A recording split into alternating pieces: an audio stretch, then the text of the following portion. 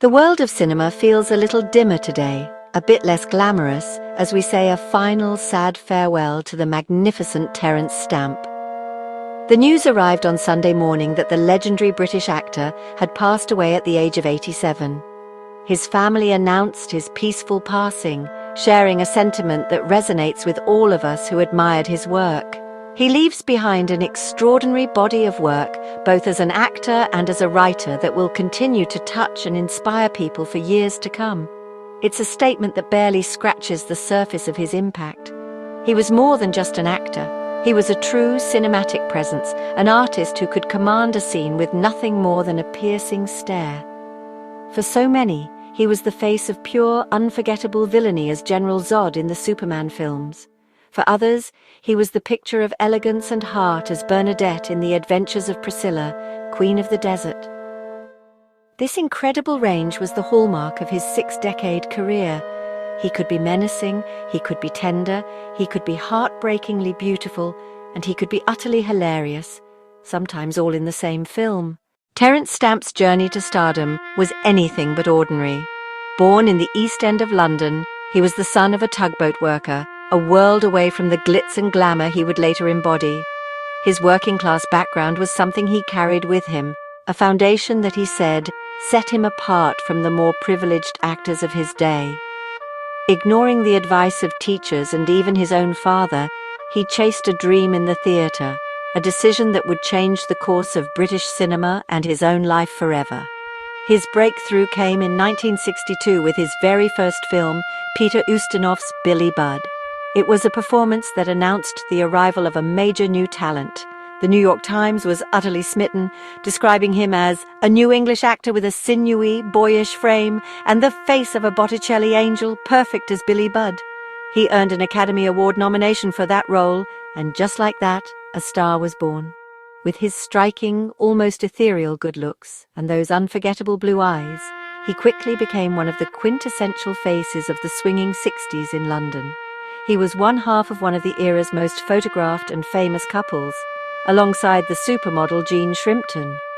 Together, they were the epitome of mod London cool. He was at the very centre of the cultural universe, living a life that most could only dream of. But as the decade came to a close, following a difficult breakup and finding himself struggling to land the roles he wanted, he made a decision that baffled many in the industry. He stepped away from the limelight and moved to an ashram in India, seeking a different kind of fulfillment. He spent years on a spiritual journey, a period of introspection that would profoundly shape the man and the actor he would become. For an entire generation of film lovers, Terence Stamp will forever be etched in memory as the formidable General Zod. When he appeared in Superman 2 in 1980, he didn't just play a comic book villain, he elevated the entire genre.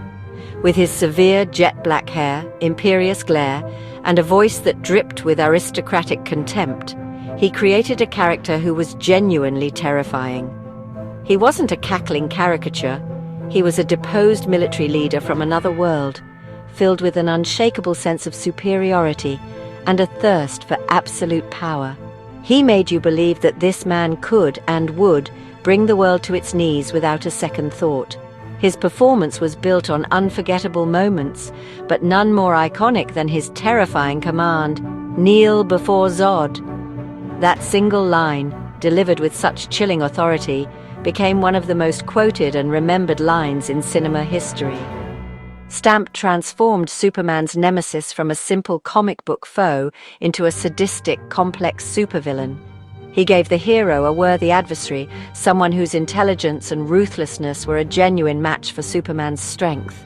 The conflict felt real, the stakes felt impossibly high, and that was all down to the sheer power of Stamp's portrayal. What made his Zod so brilliant was the stillness, the economy of movement. He didn't need to rage and scream to convey his threat. He could do it with a slight narrowing of his eyes or a subtle, condescending curl of his lip. This was an actor who understood that true power is often quiet and contained. He brought a Shakespearean gravity to the role, treating the material with a seriousness that was, at the time, revolutionary for a superhero film. Interestingly, his connection to the Superman universe didn't end there. In a wonderful twist of fate, Years later, he would lend his distinctive voice to the television series Smallville. This time, however, he wasn't playing a villain. He provided the voice for Jor-El, Superman's Kryptonian father, the very man who had imprisoned General Zod in the first place. It was a brilliant piece of casting that brought his journey full circle, allowing him to play both the hero's greatest enemy and his guiding paternal spirit. It was a nod to his indelible mark on the mythology, a recognition that for many his voice was simply the voice of Krypton. Just when audiences thought they had Terence Stamp figured out, he delivered a performance that was as surprising as it was brilliant. In 1994, he took on the role of Bernadette Bassinger in the Australian cult classic The Adventures of Priscilla, Queen of the Desert. To see the man who was the terrifying General Zod, the epitome of masculine menace, now playing a graceful, aging transgender woman, was, honestly, a shock to the system in the best possible way. Bernadette was the heart and soul of the film. While her companions were loud, brash, and chaotic, she was the picture of elegance, wisdom, and world-weary grace. Stamp didn't play her as a caricature. He imbued her with a profound humanity. The legendary critic Roger Ebert noted this, writing, "At the beginning of the film, we're distracted by the unexpected sight of Terence Stamp in drag, but Stamp is able to bring a convincing humanity to the character." He captured her vulnerability, her strength, and her deep longing for love and acceptance with such subtlety and tenderness. It was a performance of immense dignity. The role demanded not just emotional depth, but a complete physical transformation. He had to master the walk, the talk, the makeup, and of course the fabulous costumes. He threw himself into it with the same commitment he brought to every role. The result was a character who felt completely real.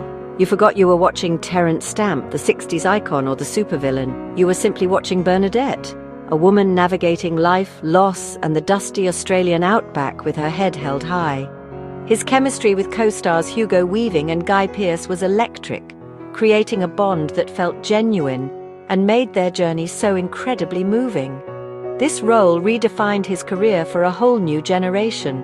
It showcased his incredible versatility and his willingness to take risks, to challenge perceptions of himself and his audience. Priscilla became a global phenomenon, celebrated for its joy, its heart, and its groundbreaking portrayal of LGBTQ+ characters.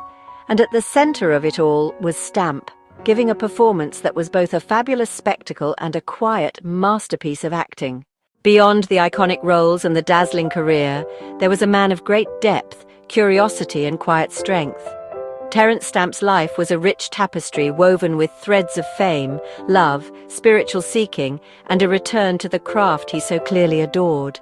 His spiritual journey was genuine, a search for something more, which undoubtedly enriched the wisdom we saw in his later performances. He seemed to be a man who was comfortable in his own company, a private soul who valued his independence. He was not just an actor, but also a writer, penning several memoirs that gave glimpses into his fascinating life, from his humble beginnings to the dizzying heights of fame. The warmth and generosity his colleagues spoke of were hallmarks of the man himself. He was known to be a brilliant storyteller, full of endlessly fascinating anecdotes from his incredible life, yet he was also a great listener.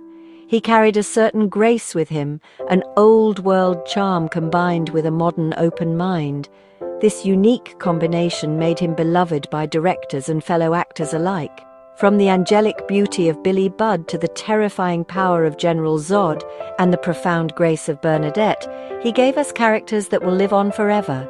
He was a movie star from a bygone era, possessing a hypnotic magnetism that the camera adored, but he was also a thoroughly modern actor, unafraid to take risks and explore the full spectrum of humanity.